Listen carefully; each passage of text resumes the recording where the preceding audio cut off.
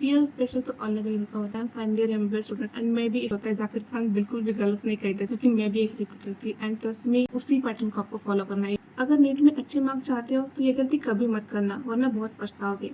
अब लास्ट के 4 दिन में बिल्कुल समझ में नहीं आता कि हम क्या करें, क्या पढ़े, क्या ना पढ़े, लेकिन मैं आपको बताती हूँ। तो मैं बता देती हूँ कि I am finally remember student and मैं भी इस सब से गई हूँ, ये सब कुछ फेस किया है। उस वक्त तो वीडियोस नहीं थे यूट्यूब पे आपको बताने के लिए, गाइड करने के लिए कि 4 दिन पहले क्या करना होता है, लेकिन मैं हूँ आपके लिए, मैं आपको बताऊंगी। तो जल्द से चैनल को सब्सक्राइब कर लो। Let's get into video. Number इस वक्त आपको कुछ भी नया नहीं, सिर्फ और सिर्फ रिवाइज करना है। सिर्फ आप एनसीईआरटी को रिवाइज करो, जो भी आपने पहले पढ़ा है, जितना भी आपने पहले। अगर आप नया पढ़ने जाओगे तो आपका सिर्फ कंफ्यूजन बढ़ेगा, सिर्फ टाइम पास। नंबर इस वक्त आपको सिर्फ पीवाईक्यू पे ध्यान, जो आप अगर आपने नोटबुक बनाई होगी जिसमें आपने सब कुछ ऐसे सिली मिस्टेक्स वगैरह लिखे होंगे या फिर जो आपके सबसे ज़्यादा रॉन्ग होते हैं ऐसे एमसीक्यूज, तो वहाँ पे आप वो रिवीजन नोटबुक होती है ना जिसमें आप सिली मिस्टेक्स की नोटबुक बनाते, मैंने तो बनाई थी। जो भी मेरे सिली मिस्टेक्स होते थे, जो भी मैं बार बार रॉन्ग करती थी एमसीक्यूज, सबकी एक लिस्ट बनाई थी मैंने, नोटबुक में लिखी थी। तो सिर्फ अभी उसको रिवाइज करो, उससे उस पर फोकस करो। आई नो कि बहुत कम दिन बचे हैं नीट के लिए एंड आपका ब्लड प्रेशर भी पार होगा, फिर भी आपको एंशियस नहीं होना है। काम रखो खुद को। नंबर 4 इस वक्त आपकी स्लीप और आपकी हेल्थ बहुत ज़्यादा इंपॉर्टेंट, बिल्कुल भी कॉम्प्रोमाइज़ ना करें। लेट नाइट अभी जागने का टाइम नहीं है। 2 साल आपने हो गए, उस वक्त आपको जागना था, आपने किया कि नहीं पता नहीं, डिमोटिवेट नहीं कर रही, लेकिन सिर्फ मैं आपको रियलिटी बता रही हूँ। इस वक्त आपको अपनी हेल्थ पे बहुत ज़्यादा ध्यान देना है। अच्छे से खाओ पियो और अच्छे से स्लीप लो, स्पेशली लास्ट के 3 दिनों में 6 घंटे की स्लीप मिनिमम ले लो, वरना आपको एग्जाम में जाके सोना पड़ेगा। नंबर 5 आई नो कि एटलीस्ट अब आपको सिर्फ पीवाईक्यू, मैंने बताया कि आपको सिर्फ पीवाईक्यू सॉल्व करने हैं एंड एटलीस्ट दिन में 2 टेस्ट तो दे दो। जब आप टेस्ट दे रहे हो ध्यान में रखो कि जैसे आप एग्जाम सेंटर में बैठे हो, एक्चुअल नीट की एग्जाम दे रहे हो, इंटेंशन के साथ आपको एग्जाम सॉल्व करनी है। ऐसा नहीं कि हाँ आती एंड उस तरह से आपको सॉल्व करना है। मतलब ऐसा नहीं कि बेड पे बैठ के आपको 5 घंटे 6 घंटे लगाकर एक एक टेस्ट सीरीज दे रहे हो, बिल्कुल भी नहीं करना है। एंड टेस्ट सीरीज देने के बाद आपको उसका एनालिसिस करना, वो सबसे ज़्यादा इंपॉर्टेंट है। टेस्ट सीरीज से ज़्यादा भी इंपॉर्टेंट उसका एनालिसिस होता है। तो देखो आप कितने रॉन्ग हुए, कहाँ पे रॉन्ग हुए। आपको एंजाइटी कंट्रोल करना सीखना पड़ेगा कि इतना पूरा 2 साल 3 साल मेहनत करने के बाद अब यहाँ पे लास्ट 3 दिन में आकर आप सब कुछ नहीं हो सकते। How to control yourself your anxiety and खुद को काम रखो। एंड बस ये आपको सोचना है कि हाँ मैंने सब कुछ पढ़ लिया होगा, तो सब कुछ पढ़ लिया, सब कुछ हो गया, अब बस सिर्फ फाइल टचेस कुछ बाकी है एंड देन बस 3 दिन के बाद आपको आज़ादी मिलने वाली है, लाइक लिटरली आज़ादी मिलने वाली है। लास्ट के 3 दिन आपको मन लगाकर जी लगाकर पढ़ाई करें जितना हो सके। अब बात करते हैं एग्जाम के दिन आपको क्या करना है। एक तो एग्जाम के पहले दिन आपको अच्छे से नींद नहीं ली, एटलीस्ट मिनिमम 6 घंटे की नींद तो लेनी है।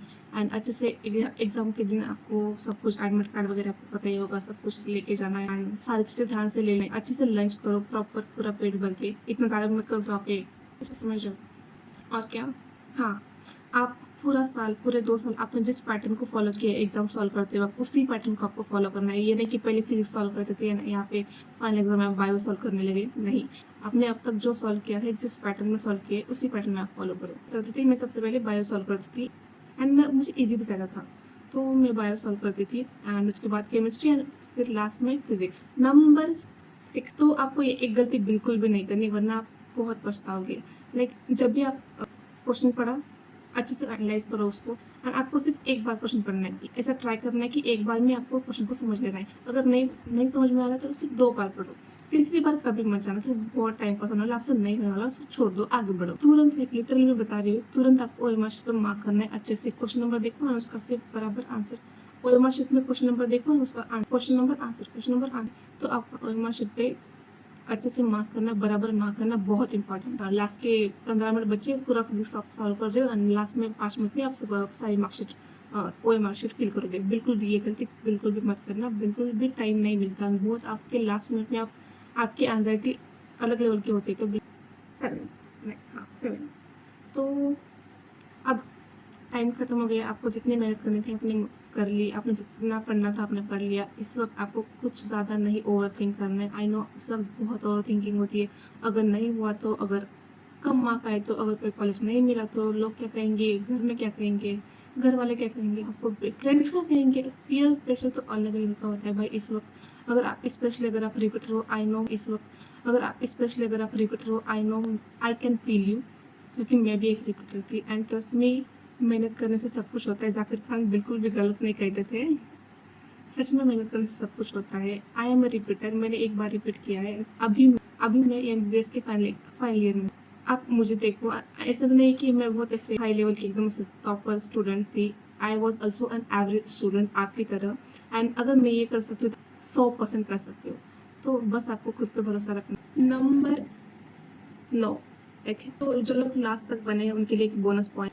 अगर आपको किसी क्वेश्चन में लग रहा है कि अगर आपको दो ऑप्शन अगर आपने एलिमिनेट कर लिए, अब दो में से आपको एक लग रहा है कि हाँ आंसर है, तो आप उस दो में आपको तुक्का लगा सकते हो, मतलब ऐसे फेंक सकते हो। मतलब आप 50% अच्छा, मतलब 50% तो चांसेस है आपके कि वो सही आने वाला है। लेकिन अगर आपको चारों के चारों ऑप्शन नहीं पता तो प्लीज़ तुक्का मत मारो कि नेगेटिव मार्किंग बहुत गलत चीज़ है। नेगेटिव में बहुत मार्क जाते हैं।